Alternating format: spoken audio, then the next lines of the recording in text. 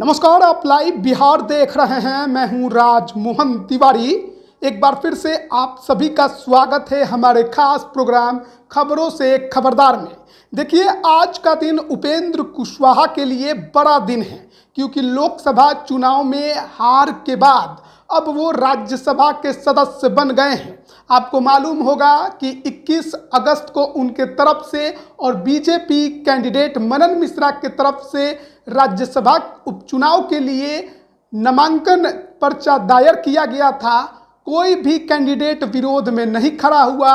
ऐसे में वो अब निर्विरोध चुनाव जीत गए हैं और अब वो आपको राज्यसभा में गरजते बरसते दिखाई देंगे। तो उपेंद्र कुशवाहा की राजनीति और मनन मिश्रा की राजनीति यहाँ से एक बार फिर से शुरू होगी और इसके क्या प्रभाव पड़ेंगे ये तो आने वाला वक्त बताएगा।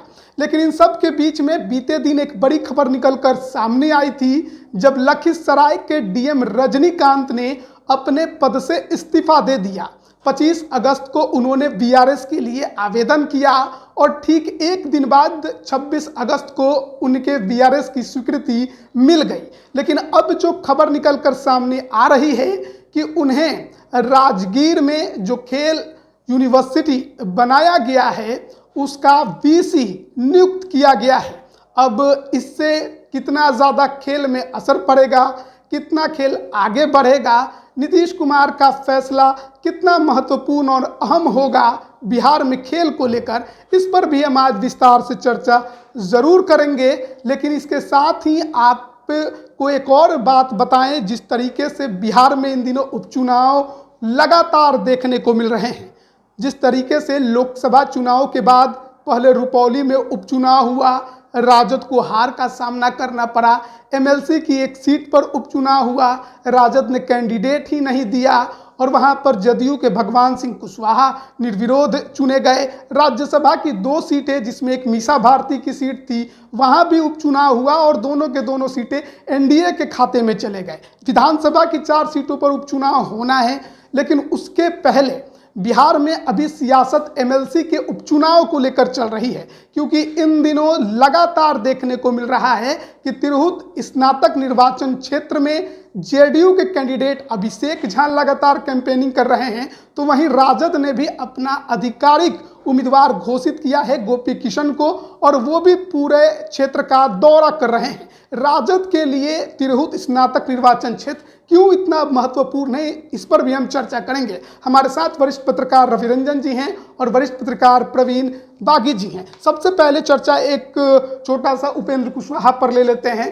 आज तो निर्विरोध निर्वाचित हो गए, काफ़ी खुश नज़र आ रहे थे, लेकिन ये खुशी ज़्यादा दिनों की है नहीं, महज 20 महीने का ही कार्यकाल उन्हें मिला है। हाँ, और राज्यसभा में जब वो जाते हैं तो राज्यसभा उनको रास नहीं आती है, ये भी एक सच्चाई है। अच्छा। इसके पहले जब वो राज्यसभा भेजे गए थे जदयू के द्वारा, तो बीच में ही उन्होंने इस्तीफा दे दिया था पार्टी से, और राज्यसभा की सदस्यता से भी उन्होंने इस्तीफा दे दिया था। अब फिर दोबारे गए हैं तो उनको शुभकामनाएं हैं कि उनका कार्यकाल पूरा हो और अपनी भूमिका का निर्वहन अच्छे से करें। उपेंद्र कुशवाहा दल बदल बराबर करते रहे हैं, मगर एक उनकी विशिष्टता है जो बिहार के दूसरे किसी राजनेता में नहीं है, और देश में भी ऐसे दुर्लभ राजनेता हैं कि जब वो पार्टी छोड़ते हैं तो अगर किसी सदन के सदस्य हैं तो उसकी सदस्यता भी छोड़ देते हैं। इतना नैतिकता उनके अंदर है, ये दूसरे नेताओं में नहीं देखी जाती है। दूसरे नेता तो अंत तक चाहते हैं कि किसी तरह हम सदन में बने रहें, तो ज़बरदस्ती उनको कानून का सहारा लेकर हटाना पड़ता है। मगर एक उदाहरण पेश किया है उपेंद्र कुशवाहा ने इस मामले में। अब फिर वो गए हैं और उनके साथ एक और मनन मिश्रा जो वकील हैं, सुप्रीम कोर्ट के बार एसोसिएशन ऑफ इंडिया के अध्यक्ष हैं, वो भी गए हैं। तो अब हो सकता है कि केंद्र सरकार में उनको कुछ जिम्मेवारी भी मिले उपेंद्र कुशवाहा को, चूँकि वो एक अलग घटक दल है उनका, एनडीए के साथ हैं, तो कोई जिम्मेवारी भी उनको दी जा सकती है। और उपेंद्र कुशवाहा एक मतलब अच्छे राजनेता के रूप में जाने जाते हैं। शिक्षा विभाग में जब थे वो राज्य मंत्री के रूप में, तो उन्होंने अच्छा काम किया था। बिहार में कई स्कूलें, केंद्रीय विद्यालय वगैरह खुलवाने में उन्होंने काफ़ी सक्रिय भूमिका निभाई थी। तो इस बार भी अगर कोई जिम्मेवारी मिलेगी तो वो बिहार के हक में होगा और वो बेहतर काम करेंगे ऐसा लगता है। लोकसभा चुनाव से ही लगातार एक बात की चर्चा काफ़ी ज़्यादा हुई कि बीजेपी ने कुशवाहा को ज़्यादा वेटेज नहीं दिया। लोकसभा चुनाव के बाद भी यही चीज़ देखने को मिली, क्योंकि कोई भी कारण हो सम्राट चौधरी को भी प्रदेश अध्यक्ष की कुर्सी छोड़नी पड़ी और जो आए वो दूसरे कास्ट से आए। तो अभी भी बीजेपी के अंदर वो कुशवाहा लहर तो अब तक नहीं आई, लेकिन उपेंद्र कुशवाहा को केंद्र की राजनीति में भेजकर क्या बीजेपी ने उस पर मरहम लगा लिया है? क्या बीजेपी ने कुशवाहा वोटरों को एक मैसेज दे दिया है और क्या कुशवाहा वोटर इससे संतोष हो जाएगा उनको? देखिए, उपेंद्र कुशवाहा बीजेपी की ज़रूरत है और कुशवाहा मतदाताओं को अपनी तरफ आकर्षित करने के लिए भारतीय जनता पार्टी ने भले सम्राट चौधरी को ऊंचे पद पर वो ले गए, उनको डिप्टी सीएम तक बनाया, लेकिन वोटर्स तो आएंगे उपेंद्र कुशवाहा के ही, उन्हीं के वोटर, अगर उनको आप ठीक से रहते। एक गलत संदेश चला गया कि पवन सिंह को भारतीय जनता पार्टी ने खड़ा कर दिया उपेंद्र कुशवाहा को हराने के लिए, और इसी कारण 2 से 3 सीटें ये हार गए, क्योंकि वहाँ आरा में भी सीट हारने का कारण यही रहा कि उपेंद्र कुशवाहा को हराने के लिए पवन सिंह को खड़ा किया गया। ये जो संदेश चला गया उससे भारतीय जनता पार्टी को भारी क्षति हुई, कई जगहों पर हुई। तो अब उसको एक आप ठीक ही कर रहे हैं कि पॉलिश करने के लिए की ये कोशिश है। और 2025 का चुनाव है, और इस चुनाव में अगर कुशवाहा मतदाता अगर नाराज़ हुआ तो बीजेपी को भी और जब मैंने इस एनडीए गठबंधन को मुश्किल उठानी पड़ सकती है। उधर लालू प्रसाद यादव कुशवाहा पर अलग से डोरे डाल रहे हैं, उन्होंने तो अभय कुशवाहा को संसदीय दल का नेता भी बना दिया है। तो कुशवाहा मतदाताओं को अपने पक्ष में रखने के लिए और संतोषजनक अगर कोई, तो निश्चित रूप से लगता तो यही है कि अगर इनको राज्यसभा ले जाया गया तो इनको मंत्री भी बनाया जाएगा, क्योंकि केवल राज्यसभा 2 साल के लिए उपेंद्र कुशवाहा को भेजकर और कुशवाहा मतदाताओं को आप खुश कर लेंगे, ये होगा नहीं। तो ये ज़रूर है कि इनको मंत्री बनाया जाए, तभी कुशवाहा मतदाताओं में एक संतोष जगेगा कि एनडीए में उनकी भी कोई जगह है। बिल्कुल। तो देखिए, अब तो उपेंद्र कुशवाहा राज्यसभा चले गए हैं, सर्टिफिकेट उन्हें जीत का मिल गया है। तो अब देखना होगा कि आगे किस प्रकार की उनकी राजनीति रहती है, एनडीए के साथ किस प्रकार से एडजस्टमेंट उनका रहता है और केंद्र में और क्या जिम्मेदारियां उन्हें मोदी सरकार देती है। लेकिन वहीं अब दूसरे तरफ हम बिहार में जो बीते दिन एक घटना हुई, लखीसराय के डीएम के इस्तीफे की चर्चा जोर पकड़ी और एक दिन में ही उन्हें बीआरएस मिल गया, और अब राजगीर में जो स्पोर्ट्स यूनिवर्सिटी है उनके वीसी उन्हें बनाने की सूचना आई है। तो इसको आप कैसे देख रहे हैं? ये तो जिस आनन फानन में उन्होंने वीआरएस के लिए आवेदन दिया और जैसे तेज़ी से उस पर स्वीकृति मिली, तो उसी से लग रहा था कि कहीं कुछ सेटिंग है और सरकार ने उनके लिए कुछ योजना बना रखी है।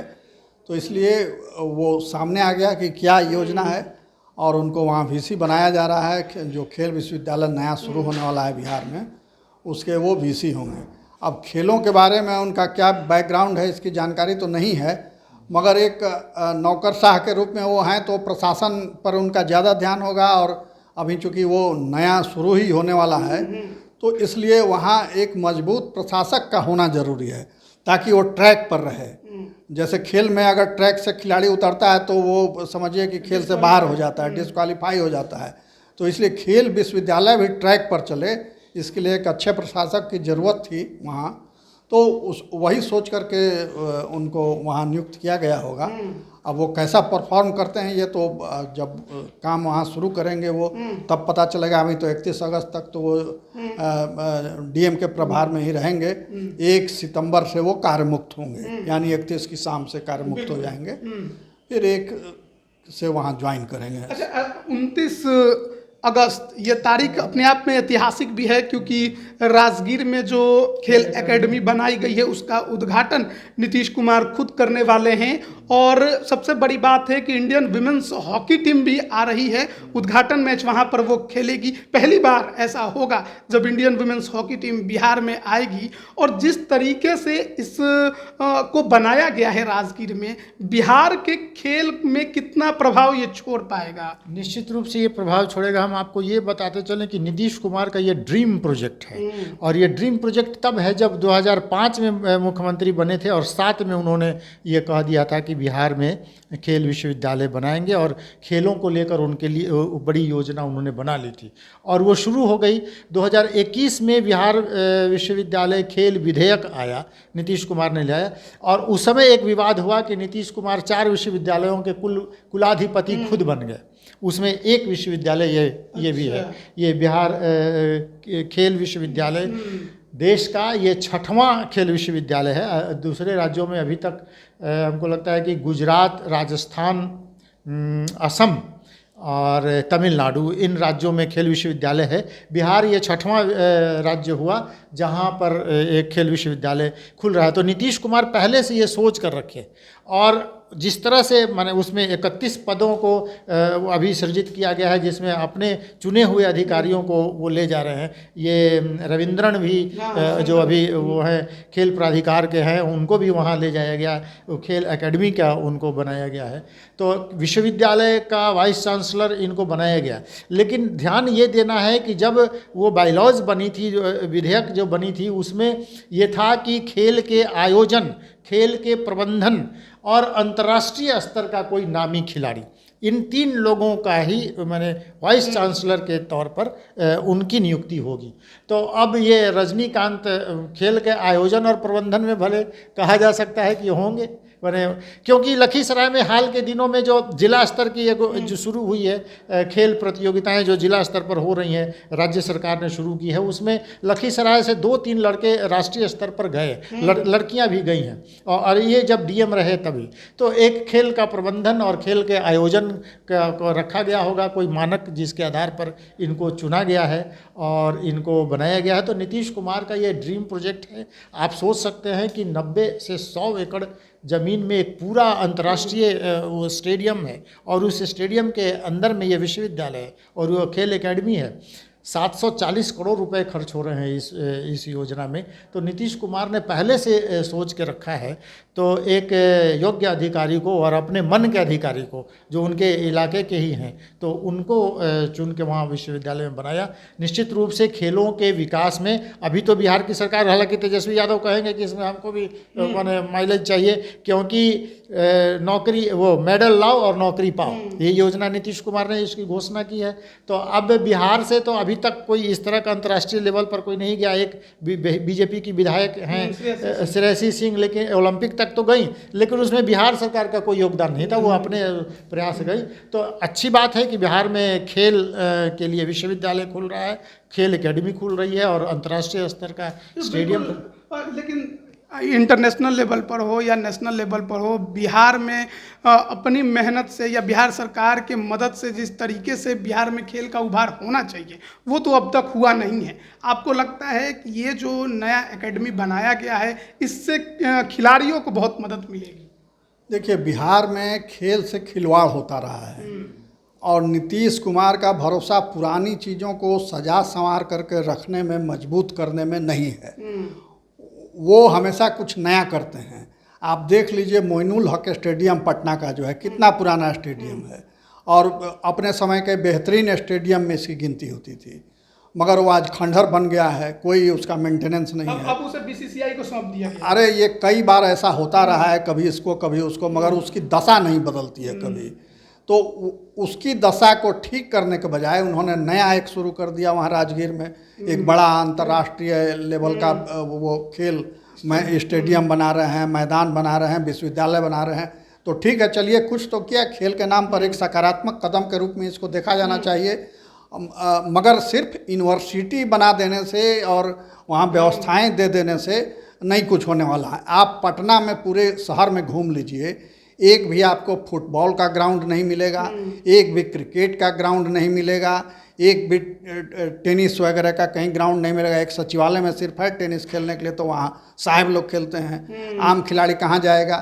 पहले जो पार्क वाली ज़मीनें थीं खाली, वहाँ बच्चे क्रिकेट या फुटबॉल खेला करते थे।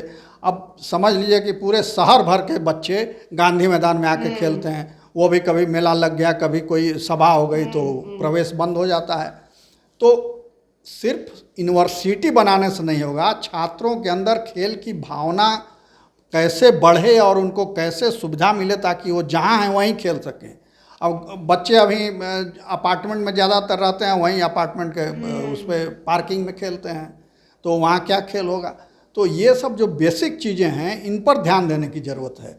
और दूसरे कि रविंद्र शंकरन वहाँ जा रहे हैं डायरेक्टर बन करके संभवतः, तो वो एक प्लेयर रहे हैं, खुद प्लेयर रहे हैं, तो इसलिए वो वहाँ कुछ बेहतर करेंगे, कुछ नया करेंगे, ये उम्मीद की जानी चाहिए। और वहाँ कैसे उसको और डेवलप किया जाएगा इस पर सारा कुछ निर्भर करता है, क्योंकि क्रिकेट का यहाँ भट्ठा बैठा दिया गया। बगल में यहीं झारखंड है, आप देख लीजिए वहाँ कितने राष्ट्रीय अंतर्राष्ट्रीय आयोजन होते रहते हैं, क्रिकेट से लेकर के हॉकी तक का, और एशियाई खेल और नेशनल गेम सब वहाँ हुए।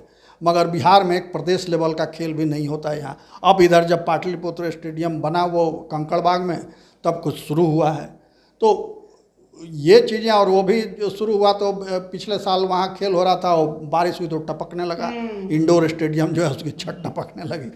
तो ये यहाँ होता रहा है।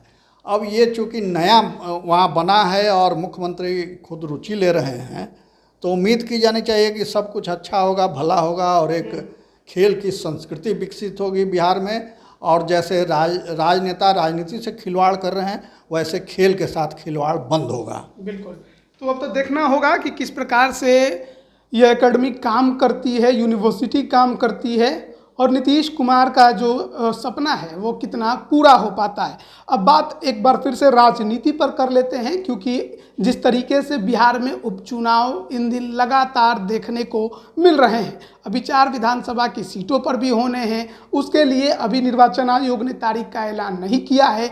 एमएलसी के एक सीट पर उपचुनाव होना है। देवेश चंद्र ठाकुर जो कि तिरहुत स्नातक निर्वाचन क्षेत्र से एमएलसी थे, अब सीतामढ़ी के सांसद बन गए हैं, तो उन्होंने इस्तीफा दे दिया और इस वजह से यहाँ पर उपचुनाव होने वाला है। हालांकि तारीख इसकी भी घोषित नहीं हुई है, लेकिन राजनीतिक पार्टियों ने अभी से अपने उम्मीदवार मैदान में उतार दिए हैं और इसके लिए जदयू की तरफ से अभिषेक झा का नाम सामने आया है, लगातार दौरा कर रहे हैं। तमाम जो पार्टी के बड़े नेता हैं वो साथ हैं, तो वहीं दूसरी तरफ गोपी किशन, पूर्व विधायक केदारनाथ प्रसाद के बेटे, राजद ने उन्हें अपना कैंडिडेट बनाया है। और अब इन दोनों के बीच में एक तीसरा मोर्चा भी जन सुराज का आता नजर आ रहा है। तो ये एमएलसी का चुनाव राजद के लिए क्यों साक्ष्य का चुनाव बन गया है, क्यों ज़रूरी चुनाव बन गया है, इस पर भी हम चर्चा करेंगे। कैसे देख रहे हैं इस एमएलसी उपचुनाव को? देखिए, ये विधान पार्षद का जो चुनाव मुजफ्फरपुर का है, ये देवेश चंद्र ठाकुर के चलते वो सीट खाली हुआ है और वहाँ पर उस सीट पर कब्जा करना राजद के लिए बहुत ज़रूरी इसलिए भी है कि राजद आज तक माने वहाँ से लगातार ये देवेश चंद्र ठाकुर माने कई बार जीते, 2002 से जीतते रहे हैं, तो राजद का कभी उस पर कब्जा रहा नहीं।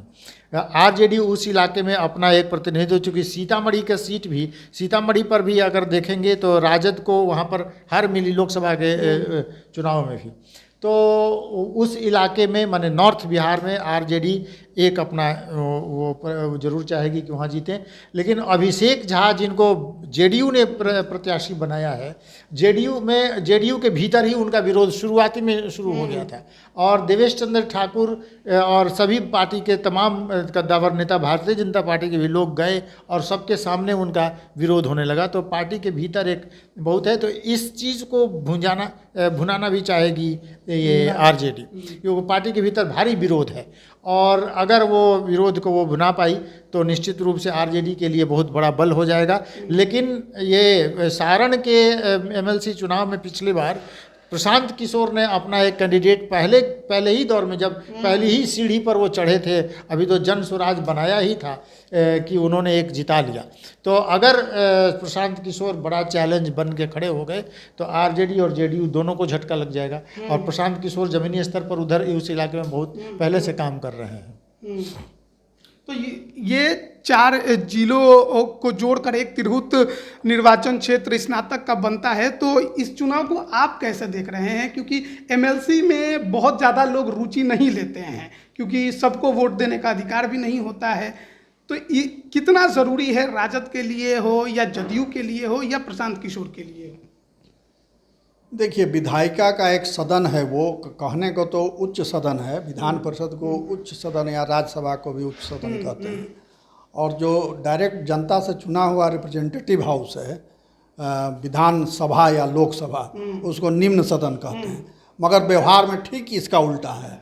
उच्च सदन जो है डायरेक्ट इलेक्टेड जो सदन है वो होता है, और निम्न सदन होता है ये जो इनडायरेक्ट तरीके से चुन के जो प्रतिनिधि आते हैं, यानी विधान परिषद और राज्यसभा। तो इसमें जो ग्रेजुएट कंस्टिट्यूएंसी का चुनाव होता है या टीचर कंस्टिट्यूएंसी का चुनाव होता है, वो राजद को रास नहीं आता है। राजद कब पिछले बार जीती थी ग्रेजुएट कंस्टिट्यूएंसी या टीचर कंस्टिट्यूएंसी, वो शायद जब लालू जी का पीक रहा होगा तब कुछ लोग आते थे जीत के, मगर उसके बाद से लंबे समय से राजद उस सीट पर नहीं जीतती रही है।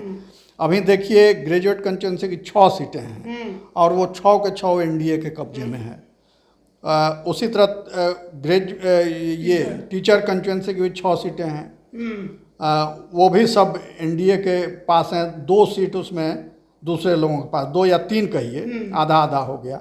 एक सीपीआई के पास है, एक कांग्रेस, और एक वो जो जीत करके आए जनसुराज के छपरा से, सारण से। मतलब तो राजद ये कहीं नहीं, मगर राजद कहीं नहीं है। राजद के उसमें, और अभी जो चुनाव हो रहा है उसमें जनसुराज से डॉक्टर विनायक गौतम भी एक उम्मीदवार हो सकते हैं, उनके नाम की चर्चा हो रही है, तिरहुत वाले में, जो देवेश चंद्र जी के उससे रिक्त हुआ है। तो अब उसमें ये एक समझिए कि गेटिंग सेटिंग का चुनाव होता है ये, क्योंकि इसमें इसके नियम कानून बड़े विचित्र से हैं। हर चुनाव में नई वोटर सूची होती है। अच्छा। वोटर लिस्ट नया होता है हर चुनाव, हाँ, हर चुनाव में। पिछले चुनाव का वोटर लिस्ट रिजेक्ट हो जाएगा, और जो उम्मीदवार हैं उन्हीं पर ये जिम्मेवारी है कि आप घूम घूम के वोटर बनाइए। और तो लोग अपने अपने समर्थकों को वोटर बना लेते हैं। अब आम आदमी जानता ही नहीं है कि कहाँ हम अप्लाई करें, कि कहाँ जाएं कि हम वोटर बन जाएं। उसमें कोई उसमें रुचि भी नहीं लेता है। तो जो उम्मीदवार होते हैं वो घूम घूम के इलाके में अपने समर्थक लोगों को वोटर बना लेते हैं, और उनका वोट जो करवा लिया जीत गया। तो इस तरह से ये होता है। अब अभी जो है ये, क्या कोई भी वोटर बन जाएगा? जैसे ग्रेजुएट कंस्टिट्यूएंसी है तो ग्रेजुएट कंस्टिट्यूएंसी में कोई भी ग्रेजुएट बन सकता है चुनाव। हाँ, टीचर कंस्टिट्यूएंसी है तो सभी टीचर उसके बन सकते हैं। लेकिन जब बन जाएंगे तभी वोट देने का अधिकार होगा। तभी अधिकार होगा, आपका वोटर लिस्ट में नाम होगा तभी वोट देने का अधिकार होगा, और वो सिर्फ एक बार। उसके बाद फिर अगले चुनाव में फिर आपको नए सिरे से इनरोलमेंट कराना होगा। अपना नाम नहीं कराया तो गए आप।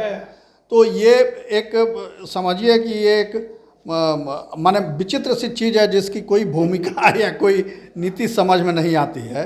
अब अभी जो तिरहुत वाला चुनाव होना है ग्रेजुएट कंस्टिट्यूएंसी का, इसमें 6 नवंबर तक अंतिम सूची प्रकाशित हो जाएगी वोटरों की। अच्छा, 6 नवंबर तक, यानी उसके बाद ही चुनाव होगा। नवंबर हो सकता है, दिसंबर में भी चला जाए, या नवंबर लास्ट तक चुनाव हो जाए। तो अभी इसमें समय है। और ये कई बार विधान परिषद में भी इसकी मांग उठी, विधानसभा में भी उठी, भाई इस सदन को समाप्त कर दिया जाए। अच्छा, विधान परिषद को ही खत्म। हाँ, इसकी कोई ज़रूरत नहीं है। और देश में पहले 6 ही राज्य में था, 6 में भी एक कश्मीर अलग ही हो गया, वहाँ चुनाव है ही नहीं, विधान परिषद भी भंग है। तो 5 ही राज्य में है, एक बिहार हो गया, यूपी हो गया, उधर कर्नाटक, आंध्र और महाराष्ट्र, बस यही 5 स्टेट में है ये, बाकी कहीं नहीं है। और वहाँ काम बहुत स्मूथली चल रहा है जहाँ नहीं है। और जहाँ है, कर्नाटक में देखे थे कि पिछले विधान परिषद की कार्रवाई हो रही थी, तो वहाँ एक एमएलसी पोर्न फिल्म देखते हुए पकड़े गए थे, सदन में बैठ के वो मोबाइल घुमा के देख रहे थे।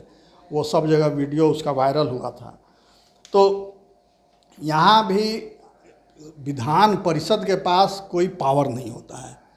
जो पास कर दिया बिल विधानसभा, उस पर आप चर्चा करके या सुझाव दे सकते हैं, या रिजेक्ट भी कर दें तो उससे कोई फ़र्क नहीं पड़ता, वो पास ही माना जाएगा।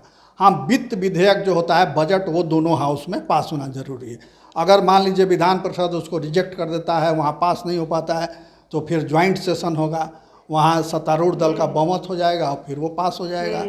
तो ये पहले ये था कि वहाँ विद्वान लोग जाते थे और गंभीरता से पार्टी लाइन से ऊपर उठ के चर्चा होती थी विधेयकों पर, तो उसमें बहुत से अच्छे सुझाव आते थे जिनको सरकार भी स्वीकार करती थी। मगर अब तो वहाँ नए नए लोग आ रहे हैं जो एकदम फायर ब्रांड लीडर अपने को घोषित करने के लिए खूब नारेबाजी वहाँ भी होती है, जैसे वहाँ हुड़दंग होता है विधानसभा में, वैसे ही हंगामा विधान परिषद में भी होने लगा है। और बहस जो है वो बहस का स्तर बहुत गिर गया है, कोई विद्वतापूर्ण चर्चा वहाँ नहीं होती है। तो इसलिए उसकी भूमिका, खुद विधान परिषद के सदस्यों ने अपनी भूमिका को नीचे गिरा लिया है, अपना महत्व घटा दिया है। तो ऐसे में उस पर जो खर्च हो रहा है उसका कोई बहुत सार्थक उपयोगिता उसकी नज़र नहीं आती है। जो जितना वेतन भत्ता विधानसभा के सदस्यों का है उतना ही यहाँ भी है, सब कुछ उतना ही है, मगर जनता के प्रति उनकी कोई जवाबदेही नहीं है, कोई जिम्मेवारी नहीं है। लेकिन सवाल वही है ना कि बिहार में ये खत्म कैसे होगा, क्योंकि सत्तारूढ़ दल के मुखिया नीतीश कुमार भी वही एमएलसी हैं और विपक्ष की नेता राबड़ी देवी भी वही हैं। अब देखिए, ये ऐसे ही लोगों का सदन बन कर रह गया है कि जो चुनाव से भागना चाहते हैं या पार्टी सुप्रीमो के बहुत प्रिय हैं या महत्वपूर्ण नेता हैं, चुनाव हार गए, तो ऐसे लोगों को उस रास्ते से सदन का सुख दिया जाता है। यही इसकी भूमिका। और उसमें 12 सदस्य नॉमिनेट होते हैं, तो नॉमिनेट कौन होंगे? वो भी जो सरकार नाम भेजती है। 27 विधानसभा से चुने जाएंगे। 27 विधानसभा से चुने जाएंगे, तो वहाँ भी जो जिस दल का बहुमत है उसको ज़्यादा सीटें आ जाती हैं। तो ये एक, मतलब इसको क्या कहिए कि एक फालतू की चीज़ इसको कह सकते हैं कि एक फालतू की चीज़ है जिसका बोझ जनता पर बेवजह पड़ रहा है। खैर, अब चुनाव तो होना ही है, क्योंकि अब है सदन, तो चुनाव तो होना ही है। चुनाव होगा, वो परंपरा जो है चल रही है और हर बार वोटर बनते रहिए और ये होते रहिए। तिरहुत में अभिषेक झा भी कैंपेनिंग कर रहे हैं। आधिकारिक ऐलान गोपी किशन के नाम का हो चुका है राजद के तरफ से। राजद यहाँ पर चुनाव जीत नहीं पा रही है। पिछले बार मनीष मोहन राजपूत समाज से खड़े हुए थे, वो भी चुनाव हार गए। तो देवेश चंद्र ठाकुर जो यहाँ के आजाद शत्रु कहे जाते थे, अब वो है नहीं। भले ही प्रचार कर रहे हैं अभिषेक झा का, लेकिन अभिषेक झा पश्चिम चंपारण से आए हुए हैं, ये लोकल हैं गोपी किशन। क्या लगता है कि माहौल बनेगा? क्या राजद का जो सूखा है यहाँ पर वो खत्म होगा? इसमें तो माहौल बनाने जैसे कोई बात ही नहीं है।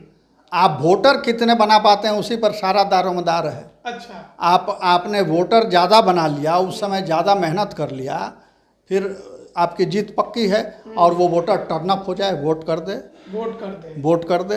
तो जदयू की सरकार है अभी, तो उसका नेटवर्क मजबूत है, तो वोटर उसके बन जाएंगे आसानी से।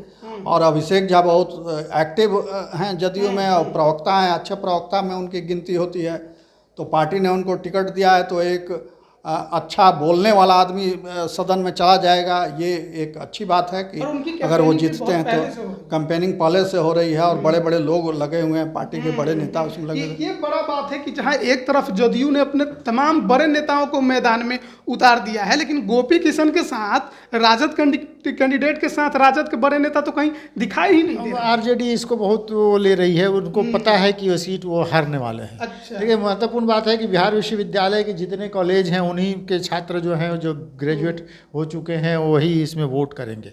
देवेश चंद्र ठाकुर की बनाई हुई वो ज़मीन है, उनके पास एक एक लेखा जोखा है। अगर वो अभिषेक झा के लिए मन से खड़े हो जाएंगे तो देवेश चंद्र ठाकुर ही उनको जिता लेंगे। अच्छा। दूसरी दूसरी बात है कि ये जो वोटर जो बनते हैं, तो आप देखेंगे कि बिहार विश्वविद्यालय में माने मुजफ्फरपुर का इलाका सवर्णों का माने वो पूरा का इलाका है। खास तौर पर कायस्थ और राजपूत और ब्राह्मण भूमिहार, ज़्यादातर भूमिहार वोटर वहाँ पर हैं, तो वही लोग वोटर हैं।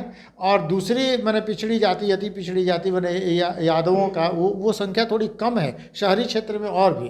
तो वो जो ये जो मैनेजमेंट होता है वोटर बनाने का, देवेश चंद्र ठाकुर उसमें माहिर व्यक्ति हैं और उन्होंने मास्टर हैं, और उन्होंने जो बनाया है वो अगर पूरा का पूरा अभिषेक झा को दे देंगे तो वो अपने आप निकल जाएंगे। और आरजेडी को इसमें बहुत मेहनत करनी पड़ेगी। तो इसलिए ये उम्मीद की जा रही है कि ये अभिषेक झा इसमें चुनाव जीत जाएंगे। चलिए, ये तो आने वाला वक्त बताएगा कि कौन जीतेगा कौन हारेगा, लेकिन एक बात तो तय है कि प्रशांत किशोर के मैदान में आ जाने से राह किसी की आसान नहीं होने वाली।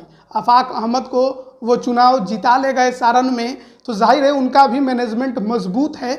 और जहां तक बात विनायक गौतम की है, जो कि जनसुराज से आने की तैयारी में हैं, उनके पिताजी भी यहां से 3 बार एमएलसी रह चुके हैं, तो जाहिर तौर पर उनके भी अपने पहचान है, उनके भी अपने कनेक्शन होंगे और त्रिकोणीय मुकाबला अब तक होता दिखाई दे रहा है। हालांकि कुछ और कैंडिडेट्स के भी उतरने की चर्चा इस क्षेत्र में ज़्यादा है। तो अब राजद का जो सूखा है ग्रेजुएट में और स्नातक निर्वाचन क्षेत्र में कोई भी उनका एमएलसी नहीं है, क्या ये तिरहुत स्नातक का उपनिर्वाचन उनका ये जो सूखा है उसको ख़त्म कर पाएगा?